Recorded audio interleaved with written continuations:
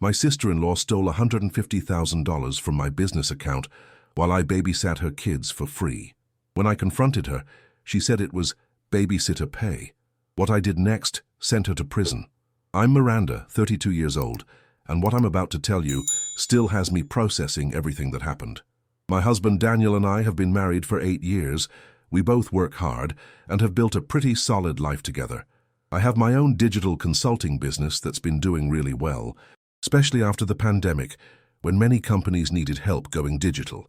Daniel works for a construction company as a supervisor, and while we're not millionaires, we're comfortable. The problem started with his younger sister, Sophia. She's 28, has twin 6-year-old boys named Michael and Alex, and a track record of pretty questionable financial decisions.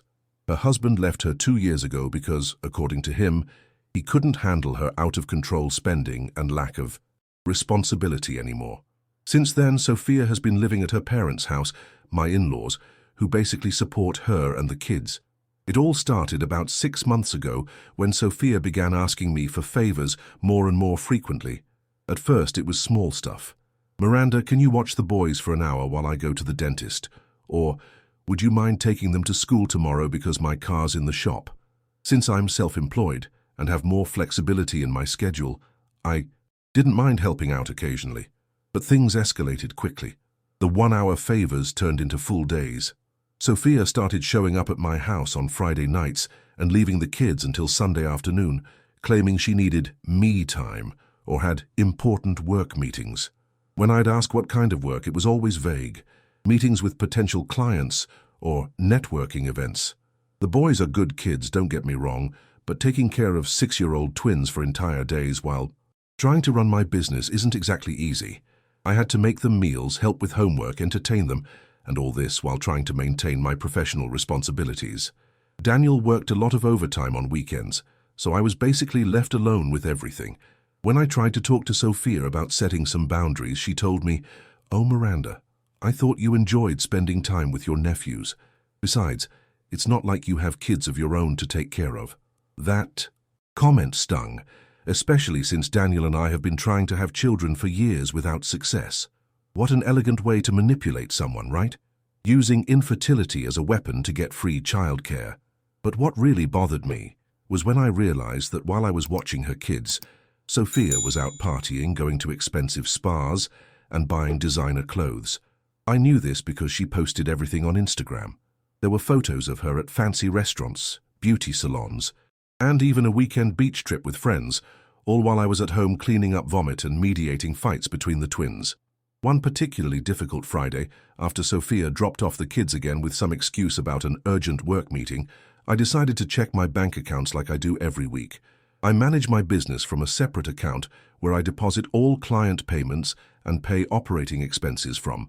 When I opened the statement, I nearly had a heart attack. There was an outgoing transfer of $150,000 that I hadn't authorized. $150,000. I thought there had to be some bank error, so I immediately called customer service. After verifying my identity and reviewing the transaction, they confirmed the transfer had been made using my online access information, but from a different IP address than mine. My hands were shaking as I reviewed the details. The transfer had been made 3 days earlier, on a Wednesday afternoon, exactly when Sophia had been at my house working on her laptop while I watched the kids. That day she had asked to use my home office because she needed a more professional environment for an important video call. Like any normal person would have done, I immediately changed all my passwords and called the bank to report the fraud. But before taking legal action, I decided to confront Sophia directly. Maybe there was an explanation, though the more I thought about it, I couldn't. Imagine any that would be legal. When she came on Sunday to pick up the kids, I asked her to talk privately. I showed her the bank statement and asked her directly if she knew anything about that transfer. Her reaction told me everything I needed to know.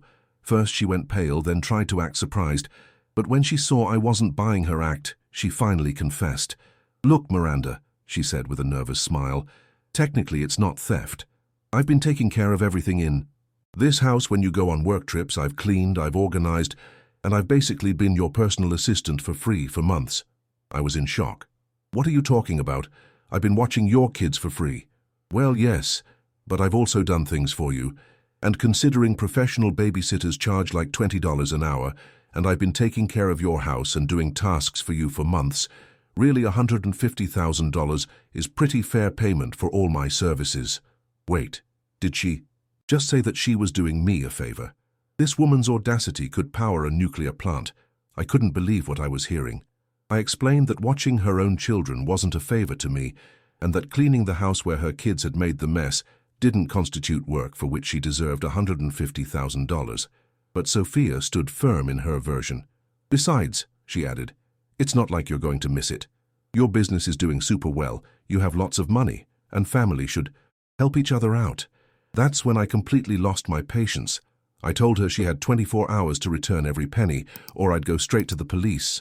Sophia laughed and told me she didn't have the money, that she'd already invested it in important things, and that if I wanted to sue, go ahead, but it would be my word against hers. What Sophia didn't know is that I'm a very meticulous person with my finances and digital security. I have security cameras in my office because I handle sensitive client information, and all sessions on my computer are logged with timestamps. I had visual proof of her using my computer exactly at the time the transfer was made. I also had records of all the messages where she asked me to watch the kids, evidence of her extravagant spending on social media during the days she was supposedly working, and testimony from Daniel about all the times he'd come home and found me alone with the twins. That night, I didn't sleep at all. The next day, after consulting with a lawyer, I went straight to the police station and filed a formal complaint for fraud and theft. I handed over all the evidence I had gathered, the camera recordings, bank records, my computer logs, screenshots of her social media, and the complete message history. What followed was probably the most tense week of my life. The police took the case seriously, especially when they saw the amount of money involved and all the evidence I had. 2 days later, they showed up at my in-laws' house with an arrest warrant. According to Daniel, who was present when they arrested Sophia, she finally broke down and admitted everything. Apparently, she had spent almost $50,000 on clothes, jewelry, and beauty treatments, lost another $60,000 gambling at online casinos, something no one in the family knew about, and used the rest to pay off credit card debts she had accumulated. The family drama that followed was epic. My in-laws were devastated. Daniel's mum was crying, saying she couldn't believe her daughter was capable of this, while his dad was furious and embarrassed. Initially, they tried to convince me to drop the charges, arguing that families should resolve problems internally and that ruining Sophia's life wouldn't get my money back. Daniel, to his credit, supported me completely. He told his parents that what Sophia had done was inexcusable and that I had every right to seek justice. This caused a temporary rift in the family, but Daniel was clear. His loyalty was with me, not with his thieving sister. Imagine my in-laws' surprise when they discovered their troubled little girl turned out to be a professional thief. Who would have thought? Sophia initially pleaded not guilty, probably hoping I'd back down or that we could reach some out-of-court settlement, but I was determined to see it through to the end, not just for the money, but for the principle. I couldn't allow someone to steal $150,000 from me and get away with it under the excuse of babysitter pay. During the legal process, more details about Sophia's financial situation came to light. Apparently, she had been manipulating different family members for years to lend her money that she never paid back. Her gambling addiction was much worse than anyone imagined, and she had been using her children as an excuse to get money from relatives for school and medical expenses that actually went straight to the casinos. Update 1. 3 months after the arrest, Sophia finally accepted a plea deal. Her lawyer had explained that with all the evidence I had, there was no way to win the case. She pleaded guilty to first-degree fraud and aggravated theft. The sentence was 18 months in state prison and 5 years probation, plus the obligation to pay me full restitution, plus interest and legal costs.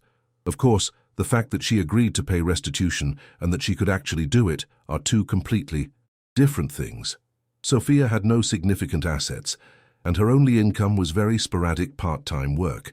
My lawyer explained that I would probably recover the money in very small payments over many years if I recovered it completely at all. But for me, seeing Sophia in prison was justice enough. She had learned that actions have consequences and that you can't steal $150,000 and expect it to be treated like a minor family problem. The family dynamic changed dramatically after this. My In-laws, initially resentful of me for sending their daughter to prison, began to understand the magnitude of what Sophia had done when they discovered all the other debts and lies. They found hidden credit card bills, loans she had taken using their house as collateral without telling them, and evidence that she had been stealing cash from their wallets for months. Custody of Michael and Alex became a serious problem. With Sophia in prison, someone had to take care of the kids. Their grandparents, my in-laws, were the obvious choice, but both were in their 60s and had health problems. Taking care of energetic 6-year-old twins wasn't easy for them. Daniel and I talked a lot about what to do. Despite everything that had happened with Sophia, the kids were innocent and we loved them. We finally decided that the twins could stay with us during the week and spend weekends with their grandparents. It was a difficult decision because it meant completely changing our lifestyle, but we felt it was the right thing to do. Ironically, Sophia had gotten what she wanted, for me to take care of her children. Only now I had temporary legal custody and she was in a cell. The adjustment process was challenging, but also surprisingly rewarding. Michael and Alex adapted well to the routine at our house. With consistent structure and clear boundaries, they behaved much better than when Sophia brought them for weekend visits that lasted for days. We also realized that many of their previous behavioral problems were probably the result of instability at home. I enrolled them in a school near our house and established a solid daily routine. Daniel turned out to be incredible with the kids, something we didn't know before because we'd never had the opportunity to spend extended time with them in a stable environment. But not everything was easy.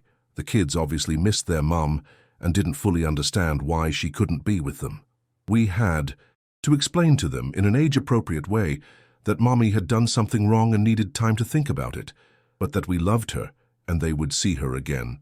During this time, I also realized something important. Despite all the frustration and stress of the situation, taking care of Michael and Alex full-time had given me a different perspective on motherhood. For the first time in years, I wasn't obsessing over my infertility because I was too busy being a de facto mother. Update 2. Sophia was released after serving 12 months of her 18-month sentence for good behavior. Her release brought a new wave of family complications that I frankly expected but didn't want. During the time she was in prison, she had been calling the kids once a week and writing occasional letters. The twins had gradually gotten used to living with Daniel and me, and their lives had found a stability they had never had before. They were doing well in school, had consistent routines, and for the first time, they weren't being exposed to the emotional and financial chaos that had been their normal life. When Sophia got out, she immediately demanded that the kids be returned to her. But there was a problem. During her time in prison, social services had evaluated the situation, and based on the history of neglect, financial instability, and now criminal record, recommended that custody remain with us, at least temporarily. Sophia was furious. She blamed me, not only for ruining her life by sending her to prison, but also for stealing her children. The irony of her accusing me of theft wasn't lost on me at all. Her first strategy was to try to emotionally manipulate the children.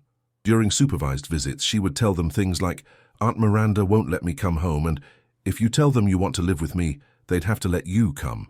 The twins would come back confused and upset after these visits, asking me why they couldn't live with their mom if she had finished thinking about what she did wrong. Daniel and I had to seek family therapy to help the kids process the whole situation. The therapist explained that Sophia was using the children as pawns in a legal and emotional battle, something that unfortunately is common in contentious custody cases.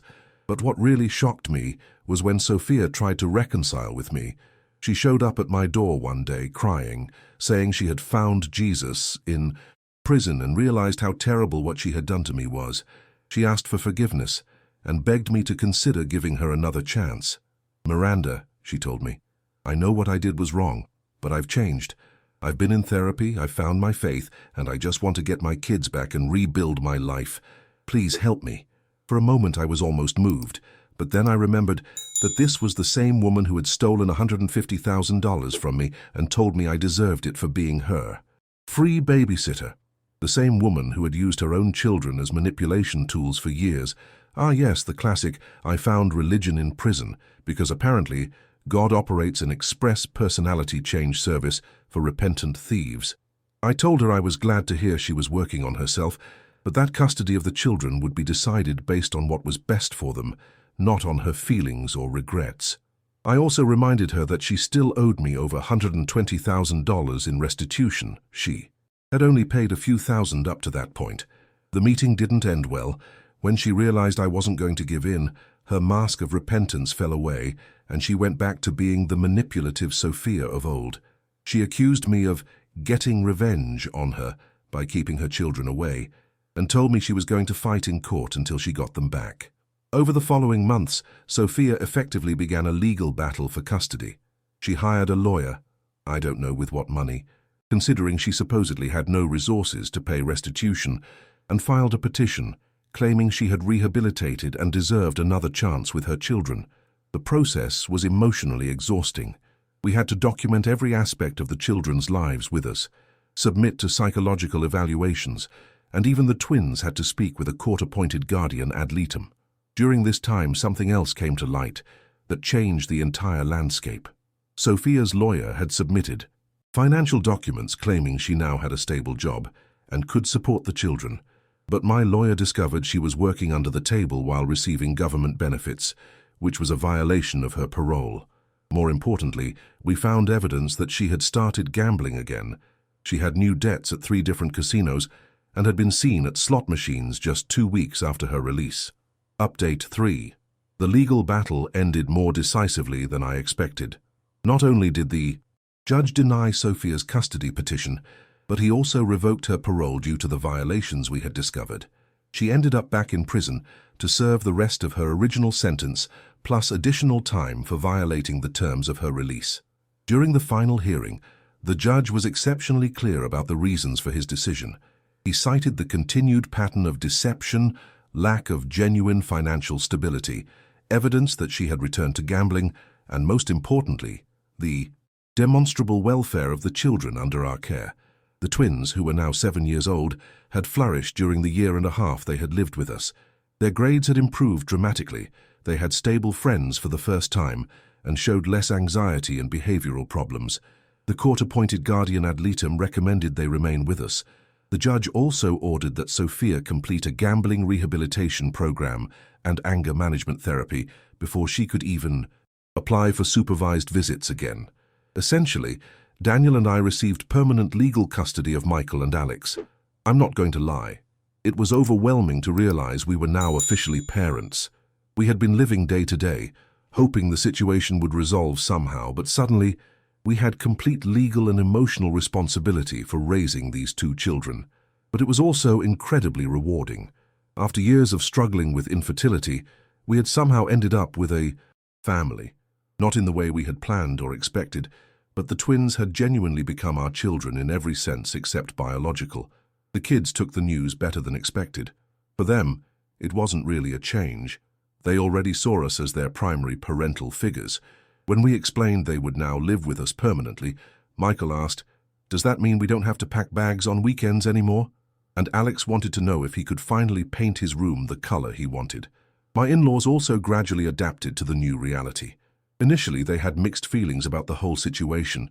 They wanted their grandchildren close, but also recognized the kids were better off with us. Eventually, we reached an agreement where the twins spend 1 weekend a month with their grandparents and some holidays, which works well for everyone. As for the finances, I never fully recovered the $150,000 Sophia stole from me. Over the next 2 years, I received sporadic payments totaling around $18,000. But honestly, by that point I didn't care as much about the money. The legal expenses had been significant, and unexpectedly raising 2 children had completely changed our budget. But my business continued to do well, and we managed. What bothers me most isn't the financial loss, but the principle. Sophia never really took full responsibility for what she did. Even in her last letter from prison, which arrived after custody was finalized, she was still justifying her actions and blaming me for being inflexible and vindictive. But living well is the best revenge, as they say. The twins are thriving. Daniel and I have found unexpected happiness in parenthood. And Sophia, well, she's where she belongs, at least for now. The experience taught me several important lessons. First, never underestimate what someone is capable of when they're desperate or feel entitled to something. Second, always protect your financial information. No matter who the person is. And third, sometimes tragedies lead us to blessings we never could have imagined. Michael and Alex are now 10 years old and in 4th grade. They're normal, happy kids with the usual amount of energy and problems you'd expect from 10-year-old twins. They play sports, have friends, and occasionally drive me crazy, fighting over video games or homework. In other words, we have exactly the kind of chaotic and wonderful family life we had always wanted. Sometimes I wonder what would have happened if Sophia had never stolen that money from me. We'd probably still be in the same cycle of her taking advantage of my goodwill. The kids would still be living in instability, and Daniel and I would still be struggling with infertility without the perspective that unexpectedly becoming parents gave us.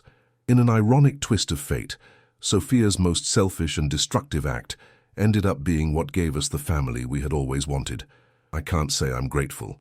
For the theft, that would be too much, but I am grateful for how things turned out. Well, friends, that's my story. A thieving sister-in-law, $150,000 gone missing, and an ending I never saw coming. What do you think? Did I do the right thing by sending Sophia to prison, or should I have handled things differently? I'd love to hear your thoughts in the comments. If you enjoyed this story, give it a like and subscribe to the channel because I have many more crazy stories to tell.